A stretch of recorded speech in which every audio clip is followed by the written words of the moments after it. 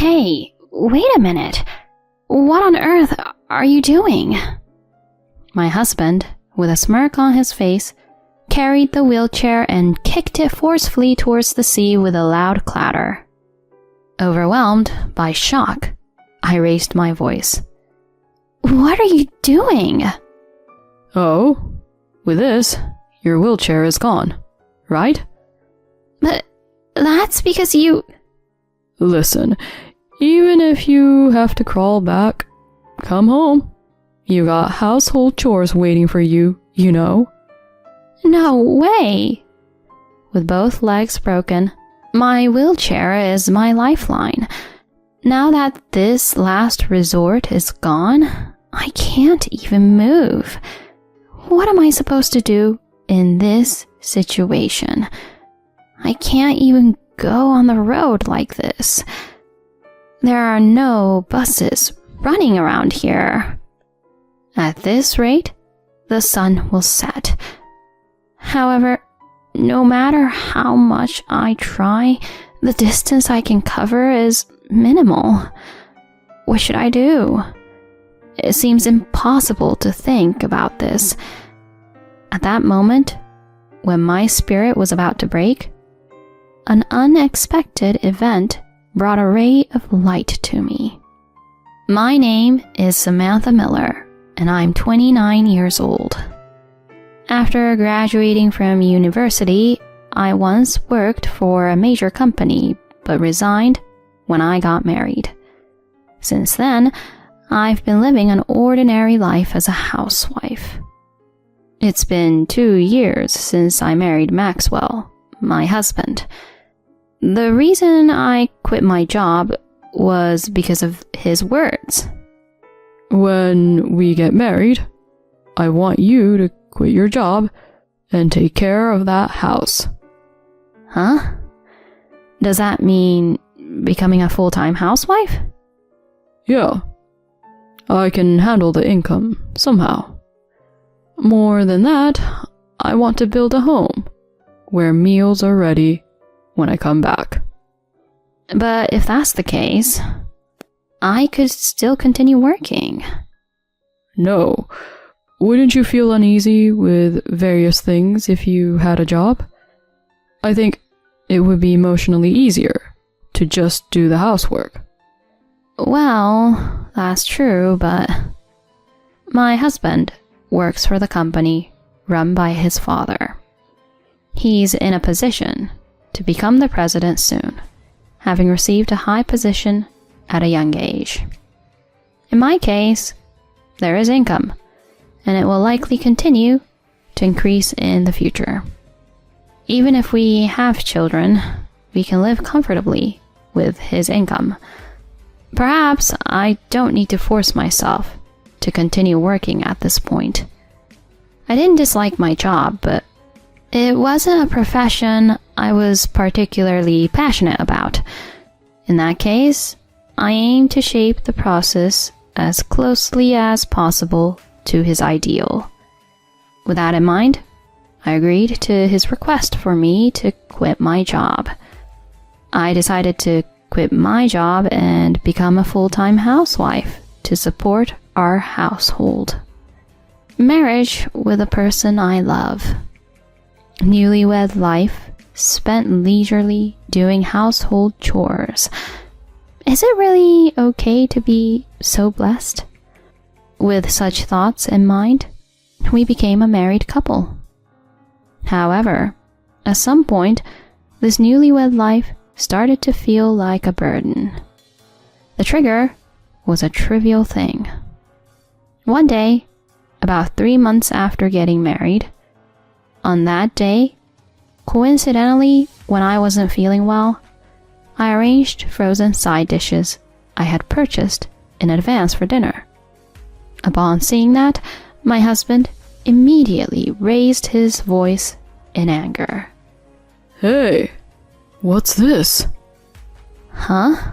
What do you mean? This is dinner. You didn't make this, did you? Yeah. I wasn't feeling well today, so I used frozen side dishes. Right after explaining that, my husband threw the side dishes, along with the plate, into the trash. Caught off guard by this sudden action, I was speechless. Huh? What just happened? He threw away the dinner side dishes? And the whole plate? Is this a joke? Maxwell's breathing was heavy, giving off a different vibe than usual. Without understanding the situation, I somehow managed to squeeze out some words. Maxwell? Why would you do something like this? Huh? You're supposed to be a housewife, and you use ready-made frozen food, right? Are you making fun of me? No, that's not... I'm sorry, it turned out to be pre-made. But I wasn't feeling well, and I couldn't make something elaborate. Shut up. Is this what you call preparing dinner? All you did was arrange ready-made side dishes, right? You're not even trying to give off the feeling like you did something proper. I'm sorry. An intense fear shook my entire body. Did he get so furious over this? I had never seen him like this before. Sure, I did something wrong. Admittedly, the side dishes were already made. But I also cooked rice, made soup, and prepared some side dishes in advance. Why is he so angry just because one side dish was frozen? I had questions for my husband, but it wasn't a situation where I could confront him. In the end, he went out to eat alone. From that day on, my husband's domineering attitude worsened day by day. I was no longer addressed by my name, but rather with "Hey" or "You," treated like a housekeeper. Even after 2 years of marriage, nothing changed. If anything, it became worse than it was back then. One day, as I was preparing breakfast, my husband, who had just woken up, suddenly said something like this. "Hey, hurry up and get ready." Huh? Get ready for what? Obviously, get ready to go out. I told you to prepare because we're going to my parents' house. To your parents' house? Wait, I didn't hear anything about that. Shut up. Just move as I instruct you to. Instead of making a bad meal, hurry up and get ready. Yes. Once it gets to this point, arguing back will only antagonize him. I quickly took off my apron and began preparing to go out. I finished getting ready in about 20 minutes, but my husband's mood was worse than before. He had been complaining the whole way to his parents' house. A few hours later, when we arrived at his parents' house, they warmly welcomed us. At his parents' house, Maxwell played the role of a good son and husband, so I felt relieved. As we chatted over tea that his mother made, his father brought up a conversation with me. "Samantha, are you having a hard time with our son?" Huh? "Well, I was wondering if he takes you on trips or anything. We love the sea and mountains, so we go on a drive every few months." Is that so? I'm sure your wife must be delighted. It would be nice if that were true. Lately, she just sleeps in the passenger seat, so it's a bit lonely. Your wife is busy every day too. As we were having this conversation, I noticed that my husband was glaring at us with a sharp look. It was as if he was saying, "Don't say unnecessary things." I don't intend to expose my husband's true nature to my in-laws. I am the one who receives his abusive remarks and unkind actions, and only I know about them. Without solid evidence, there's no way I could talk to my in-laws. Even if they believed me, my husband would likely deny it. If my in-laws were to give him a warning, I would undoubtedly face severe consequences later. The best strategy is to maintain the current situation. To do that, I must avoid saying unnecessary things in front of my in-laws. I just have to play the role of a good wife, keeping silent as instructed.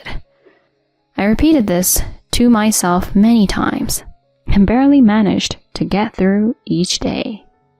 Then, a week later, the incident occurred.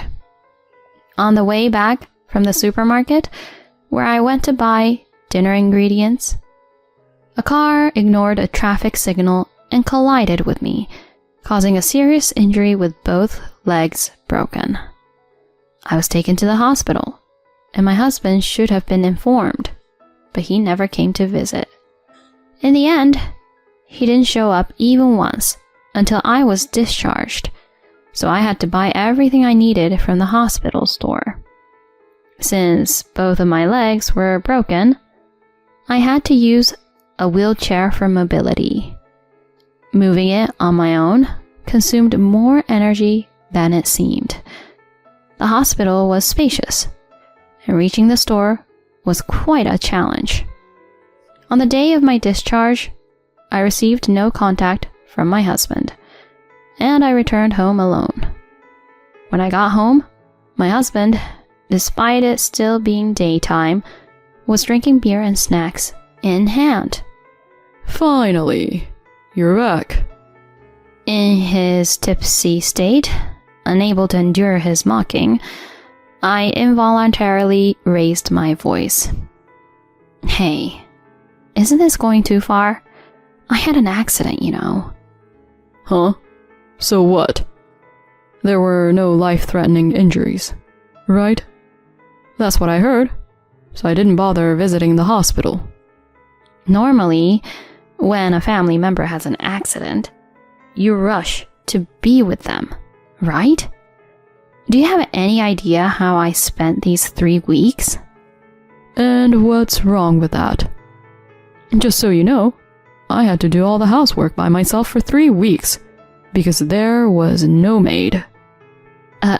Maid? My husband clearly said that to me. Not wife, but maid. Tears welled up with anger and sadness, blurring my vision. I headed straight to the bedroom and cried myself to sleep that day. Having cried myself to sleep last night, my head was pounding in the morning. With no motivation to do anything, I lay in bed, and my husband called out from the bedroom door. How about going for a drive to clear your mind? Huh? A drive? Didn't I talk to my parents about it before? Going for drives regularly or something. Oh, yeah. But why all of a sudden? Well, I figured you must be tired after being in the hospital. Well, it's just a change of pace. I couldn't believe my husband was making such a suggestion. I was too surprised to find the right words. I was genuinely happy that he understood my feelings. Yeah, let's go. All right then, get ready. I'll be waiting. Got it. I was accustomed to operating the wheelchair, but with both legs immobile, even dressing was a struggle. Since it was cumbersome with separates, I chose a one-piece dress that I could put on easily. From the house to the car, my husband pushed the wheelchair for me. Did he reconsider because of what happened yesterday? His casual kindness warmed my heart. Perhaps Maxwell had also reconsidered. Could our relationship as a couple move in a positive direction? Although the accident was tough, if I can live happily with Maxwell from now on, there's no point in always thinking negatively. I've decided to enjoy the drive with my husband to the fullest. A few hours later, We've arrived. my husband parked the car and took the wheelchair out of the trunk. We had arrived at a high point along the coast. Before us, the vast sea stretched out. Wow, it's so beautiful. Right? My dad showed me this place. Amazing. Thank you, Maxwell. As I expressed my gratitude again, my husband smiled slightly. But in the next moment, he roughly grabbed the wheelchair and moved it towards the cliff. Unable to move, I remained in the passenger seat of the car and shouted, "Wait a minute, what are you doing?" While grinning, he moved the wheelchair towards the cliff and kicked it forcefully towards the sea. In shock, I raised my voice. "What are you doing?" Well, now your wheelchair is gone. "But you're the one who..." Too bad. Your legs are already gone, right? "This is terrible. Why would you do such a thing?" My tearful cries seemed to annoy my husband, who responded with an indifferent expression. Did you seriously think I brought you here because of my parents? "What do you mean?" You carelessly had an accident on your own, avoided housework for 3 weeks. It's only natural to face the consequences, right? Careless? Someone disregarded the signal. And I didn't neglect housework at all. Shut up. Keep your mouth shut, okay? Crawl back home if you have to. You've got some value left in you. How could you? My husband dragged me out of the car and left me there. Then he got into the driver's seat, started the engine, and drove back along the same road. "Please, Maxwell, wait!" No matter how many times I shouted, my husband just grinned and looked at me. My pleas were in vain as he continued back along the same road. For me, with both legs fractured, the wheelchair was a lifeline. Now that this lifeline was gone, I couldn't even move. What am I supposed to do in this situation? I can't even reach the road. This area doesn't even have buses running. At this rate, it will be dark soon. However, no matter how hard I tried, the distance I covered was minuscule. What should I do? It's impossible to figure this out. Tears fell uncontrollably, and I bit my lip hard. A faint taste of blood lingered. The anger against my pitiful state and my husband's heartless actions wouldn't subside. This is not a joke. How much more does he want to belittle me?